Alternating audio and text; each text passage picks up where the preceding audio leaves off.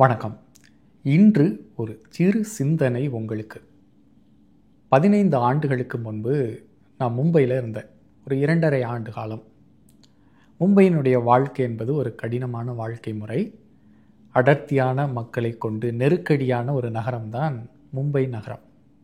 ஆனாலும் சில இனிமையான நினைவுகளும் அந்த நகரத்திலிருந்து எனக்கு உண்டு.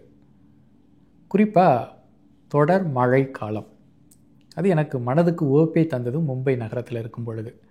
ஏன்னா தமிழ்நாட்டிலிருந்து நாங்கள் மும்பைக்கு போகும் பொழுது, தமிழ்நாடு என்பது மழை பொழிவு குறைவாக உள்ள ஒரு இடம். மும்பையில் முதலாக இந்த தொடர் மழை காலத்தை காணும் பொழுது எனக்கு மிகுந்த மனதுக்கு உவப்பை தந்தது அப்படின்னு சொல்லலாம்.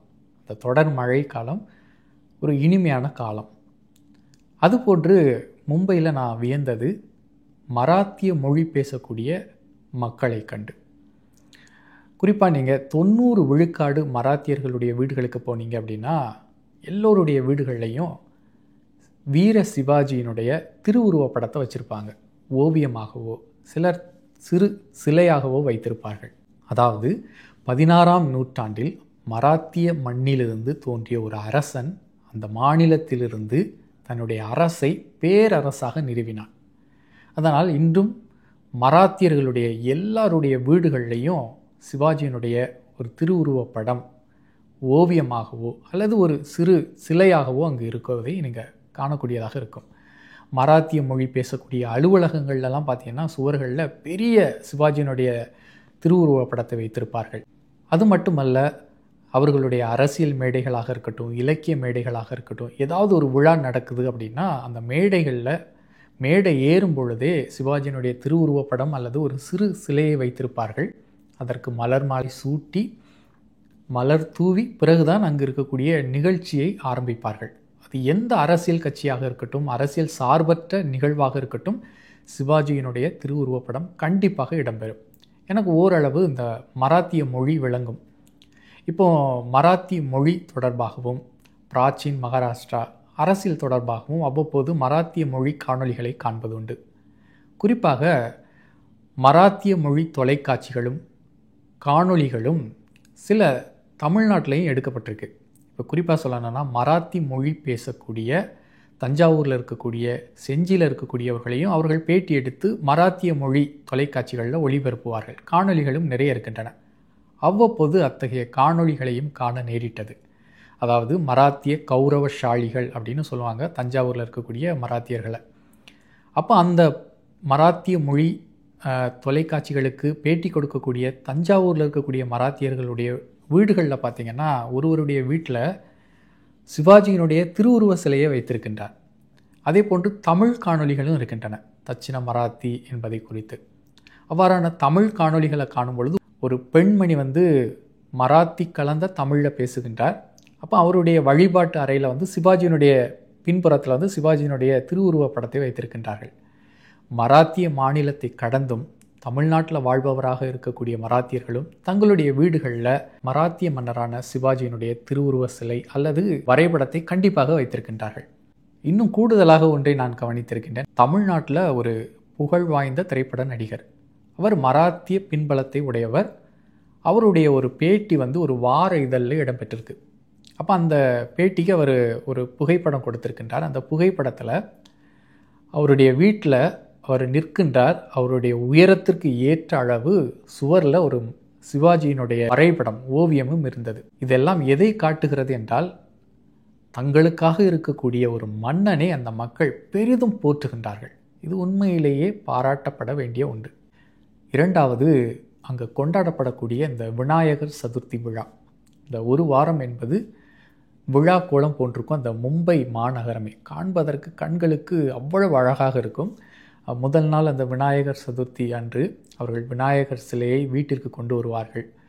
ஆங்காங்கே இருக்கக்கூடிய எல்லா தெருமுனைகளிலும் சிறு பந்தலிட்டு அவர்கள் வசதிக்கேற்ப அந்த பந்தலிலே விநாயகருடைய சிலையை வைத்து வழிபடுவார்கள்.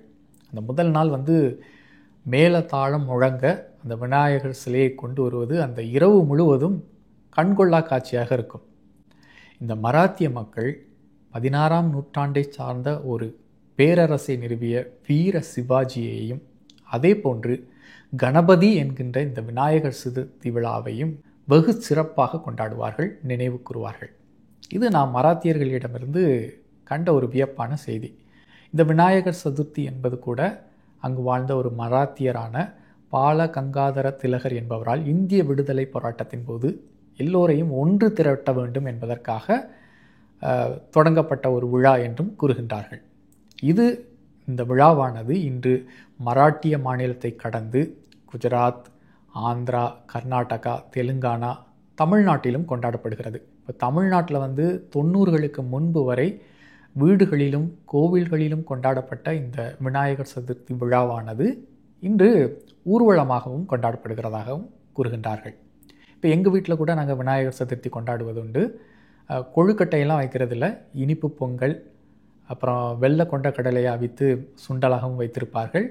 அவல் பொரிகளில் தேங்காய் பழம் இவற்றை வைத்து விநாயகரை அன்று மாலையில் வழிபாடு செய்வார்கள். இப்படியெல்லாம் செய்யும்போது நமக்கும் ஒரு தேடல் உண்டாயிருந்தது. இந்த விநாயகர் வழிபாடு தமிழகத்திற்கு எப்படி வந்தது, எப்பொழுது வந்தது அப்படின்னு. நீங்கள் பார்த்தீங்க அப்படின்னா வரலாற்று ஆய்வாளர்களின் கருத்துப்படி விநாயகர் வழிபாடு என்பது தமிழ்நாட்டில் பல்லவர்களுடைய காலத்திலிருந்து தொடங்கியதாக கூறுகின்றார்கள். அதற்கு முன்பு விநாயகர் வழிபாடு இருந்ததற்காக பெரிய சான்றுகள் எதுவும் அவர்களுக்கு கிடைக்கல. அப்போ பல்லவர் காலத்திலிருந்து நம்முடைய தமிழ்நாட்டில் விநாயகருடைய வழிபாடு வருகின்றது. பல்லவர் காலத்திற்கு முன்பு சிலப்பதிகாரத்தை இயற்றிய இளங்கோவடிகளுடைய காலம் இல்லையா? இளங்கோவடிகளுக்கு முன்பு திருவள்ளுவர் வாழ்ந்திருக்கின்றார். அவர் நமக்கு ஒரு அரிய சொத்தை நமக்கு கொடுத்து சென்றிருக்கின்றார். அதுதான் திருக்குறள். இந்த திருக்குறள் என்பது நுட்பமான முறையில் உலகியலையும் வாழ்வியலையும் கூறுகின்ற ஒரு நூல் இல்லையா? இதை குறித்து ஒரு வெண்பா கூட இருக்கிறது.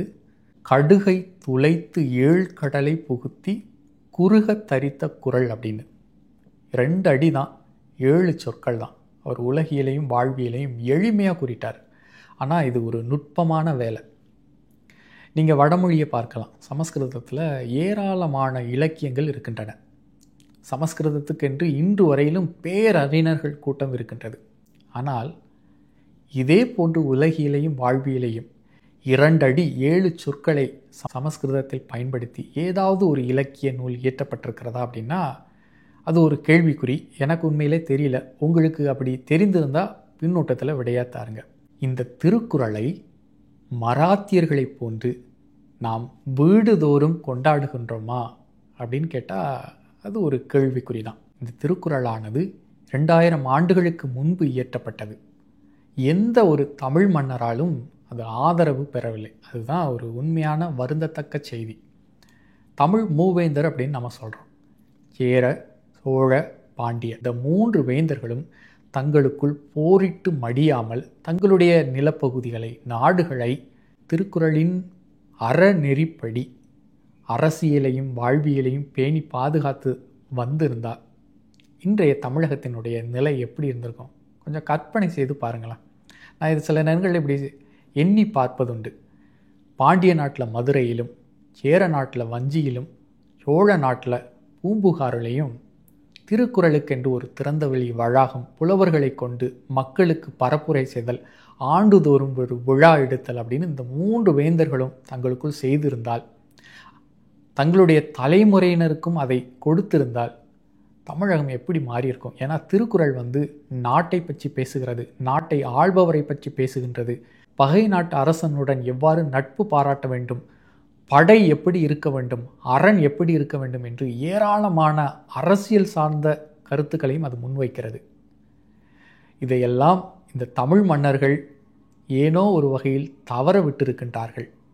இதை பின்பற்றி அடுத்த தலைமுறையினருக்கு அவர்கள் கையளித்திருந்தால் இன்று நம்முடைய நிலை எவ்வாறாக இருந்திருக்கும்? இப்படி நான் சில நேரங்களில் கற்பனை செய்வதுண்டு. 2000 ஆண்டுகளுக்கு முன்பு இயற்றப்பட்ட இந்த திருக்குறளானது, அதாவது இந்த நுட்பமான ஒரு நூலானது பல நிலைகளை கடந்து, பல்வேறு காலகட்டங்களை கடந்து இன்று நம்முடைய கைகளுக்கு கிடைத்திருப்பது, இடைப்பட்ட காலத்தில் அனல்வாதம், புனல்வாதம் என்று நெருப்பிலும் நீரிலும் இது இரையாகாமல் பாதுகாத்து நம்முடைய கைகளுக்கு கொடுத்திருக்கிறார். குறிப்பாக அந்த திருக்குறள் 17ஆம் நூற்றாண்டுக்கு பிறகு ஐரோப்பியர்களால் கண்டறியப்படுகிறது. 17ஆம் நூற்றாண்டிலிருந்து நிறைய ஐரோப்பியர்கள் இந்தியா முழுவதும் தங்களது சமயத்தை பரப்புவதற்காக வருகின்றார்கள். அப்படிதான் வீரமாமுனிவர் என்பவரும் வருகின்றார். தங்களுடைய சமயத்தை பரப்புவதை நிறுத்திவிட்டு திருக்குறளை மொழிபெயர்த்திருக்கிறார்கள். இந்தியாவில் முதலில் மொழிபெயர்க்கப்பட்ட ஒரு நூல் அப்படின்னா அது தமிழ் நூல், திருக்குறள் அப்படின்னு சொல்லலாம். 1730 வீரமாமுனிவர் லத்தீன் மொழிக்கு அறத்துப்பாலையும் பொருட்பாலையும் மொழிபெயர்க்கின்றார். பிறகு பிரெஞ்சு மொழியில் மொழிபெயர்க்கப்படுகிறது. அதன் பிறகு தரங்கம்பாடிக்கு வந்த டானிஸ் மக்களின் ஊடாக ஜெர்மானிய மொழிக்கு மொழிபெயர்க்கப்படுகிறது. அதன் பிறகு ஆங்கிலேயர்களால் மொழிபெயர்க்கப்படுகிறது. குறிப்பாக சொல்லணும் அப்படின்னா எல்லிஸ் அவர் திருக்குறளை அச்சுக்கு கொண்டு வர்றாரு. அது மட்டுமல்லாமல் அவர் நிறைய கிணறுகளை சென்னை மாகாணத்தில் இருக்கக்கூடிய பல பகுதிகளுக்கு அவர் கிணறுகளை வெட்டுவிக்கின்றார். அதில் நிறைய கல்வெட்டுகளில் திருக்குறளை பொறிக்கின்றார். தமிழ் மன்னர்கள் செய்ய வேண்டியதை ஐரோப்பியர்களும் ஆங்கிலேயரும் செய்திருக்கின்றார்கள். எண்ணும் பொழுது மகிழ்வையும் தருகின்றது, சில நேரங்களில் வருத்தத்தையும் தருகின்றது. அதன் பிறகு ஜியு போப் அவரும் ஒரு சமய பணிக்காக இங்கே வருகின்றார். அவருடைய சமய பணியை விட்டுவிட்டு அவர் திருக்குறளை ஆங்கிலத்தில் மொழிபெயர்க்கின்றார். ஐரோப்பியர்களுக்கு இந்த நூலினுடைய மதிப்பு தெரிந்திருக்கின்றது. நம்முடைய தமிழ் மன்னர்கள் இந்த நூலை தவறவிட்டிருக்கிறார்கள்.